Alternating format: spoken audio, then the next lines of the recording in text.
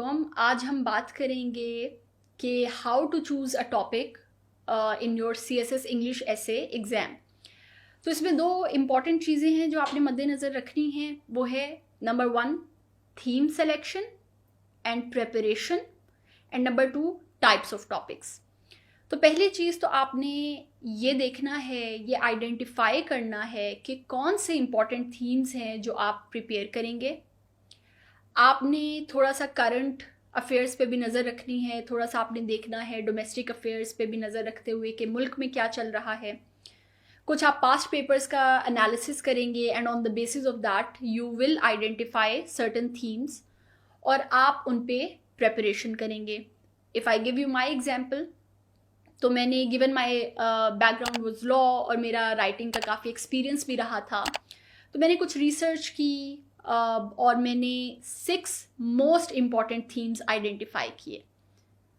कुछ स्टूडेंट्स 10, 12, 15, 16 तक भी जाते हैं, बट मैंने अपनी जो सर्च है उसे और नैरो और फोकस्ड किया और 6 जो एक्सपेक्टेड थीम्स थे जो कि आई थॉट कि हाँ जी ये आएंगे एग्जामिनेशन हॉल में, तो मैंने वो आइडेंटिफाई किए, उस पर मैंने प्रेपरेशन की।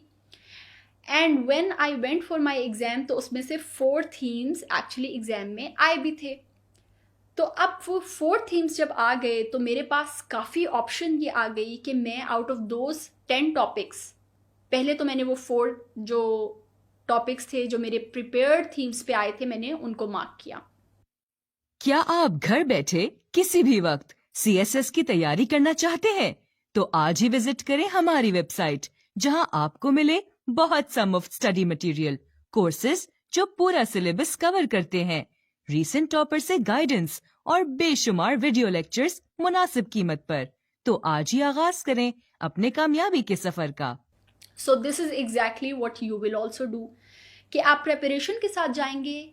आप आइडेंटिफिकेशन करने के बाद एक्सपेक्टेड थीम्स की, फिर आप प्रिपेयर करेंगे, फिर आप एग्ज़ाम में जाएंगे और अगर उनमें से सर्टन टॉपिक्स आ गए उन थीम्स में, सबसे पहले आप उन्हें मार्क करेंगे।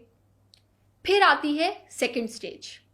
अब आपने जो 3-4 टॉपिक्स आइडेंटिफाई किए, शॉर्ट लिस्ट किए, अब आपने ये देखना है कि इनमें से क्या कोई टॉपिक डिस्क्रिप्टिव है या क्या कोई एक्सपोजिटरी टॉपिक है, आर्ग्यूमेंटेटिव है, लिटरेरी कोट है, कौन सा टॉपिक है।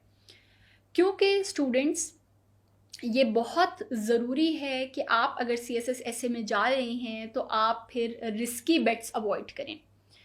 सो the most easy topic to tackle I would say is descriptive topic. क्यों? क्योंकि उसमें स्कोप ऑलरेडी गिवन है, उसमें की वर्ड्स, की फ्रेजेस गिवन है, तो आप उस पर ज़्यादा सोचेंगे नहीं। आपको पता है कि these are certain things that I need to focus on, certain aspects that I need to discuss in my essay, और आप उस पर ऐसे लिखेंगे। फिर उसके बाद ये एक्सपोजिटरी आ जाता है ऐसे, जिसमें एक आइडिया गिवन है, आपने उसको ज़रा एक्सपैंड किया, उस पर बात की। फिर आपका आर्ग्यूमेंटेटिव टॉपिक आ जाता है, अगेन उसमें प्रॉम्प्ट में ही 1 साइड 2 साइड जितनी भी साइड्स हैं जो एग्जामिनर चाहता है कि आप उस पर बात करें वो उसने दी होती हैं। तो उसके बाद अगर आपने टैकल करना है, किसी और टॉपिक पे लिखना है, तो in this order then comes the argumentative topic. फिर लास्ट में आ जाते हैं आपके लिटरेरी कोट्स। तो आपने इस ऑर्डर को फॉलो करना है और आपने देखना है कि क्या मेरे शॉर्ट लिस्टेड टॉपिक्स में से कोई डिस्क्रिप्टिव पे टॉपिक है। अगर है तो you will choose that one, वरना फिर आप एक्सपोजिटरी पे जाएंगे, वरना फिर आप आर्ग्यूमेंटेटिव पे जाएंगे, एंड लास्ट में ऑब्वियसली लिटरेरी कोट पे। अब एक चीज़ जो मैं डिस्करेज करूँगी और जो मैं बच्चों को कहूँगी कि वो आप माइंड में रखें, वो ये है कि बाज़ औक़ात ऐसा होता है कि कुछ कोट्स या कुछ टॉपिक्स हमें तो ये लगता है कि शायद उनका ये मीनिंग है। On the face of it when we read the statement we feel कि ओके ठीक है, इसका शायद ये मतलब बनता है, और हम वैसे ही इंटरप्रेट करके आउटलाइन बना देते हैं और हम ऐसे लिख देते हैं। बट बहुत दफ़ा वो इंटरप्रिटेशन गलत होती है, क्योंकि उन कोट्स का, उन स्टेटमेंट्स का एक बैकग्राउंड होता है, उनका एक कॉन्टेक्स्ट होता है। If I give you an example, तो मेरे साल में एक टॉपिक आया, beware the barrenness of a busy life.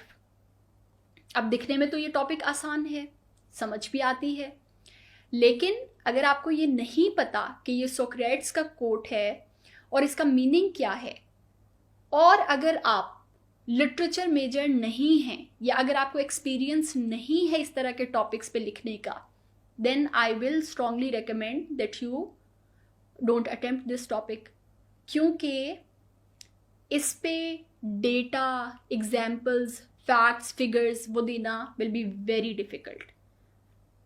If I give you another example, तो एक पुराने सालों में एक टॉपिक आया, फ्रेल्टी ताई नेम इज़ विमेन। अब on the face of it तो इसका एक सर्टेन मीनिंग नज़र में आता है, लेकिन ये कोट जो बच्चे लिटरेचर के स्टूडेंट्स रहे हैं उन्हें पता होगा कि ये शेक्सपियर का कोट है जो कि हैमलेट से लिया गया, और इसका एक सर्टेन कॉन्टेक्स्ट है। तो अनलेस आपको वो कॉन्टेक्स्ट पता हो, अनलेस आपको वो हिस्टोरिकल बैकग्राउंड हो, फिर तो आप अटेम्प्ट करें इस तरह के टॉपिक्स पे, अदरवाइज आप नहीं अटेम्प्ट करें ऐसे टॉपिक्स।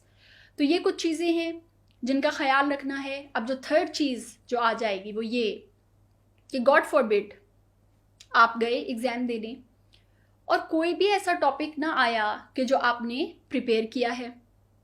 वो 10 टॉपिक्स जो आए उनमें से कोई भी आपके जो थीम्स आप प्रिपेयर करके गए थे उनमें से कोई टॉपिक उन थीम्स पे नहीं आया, then how will you choose a topic?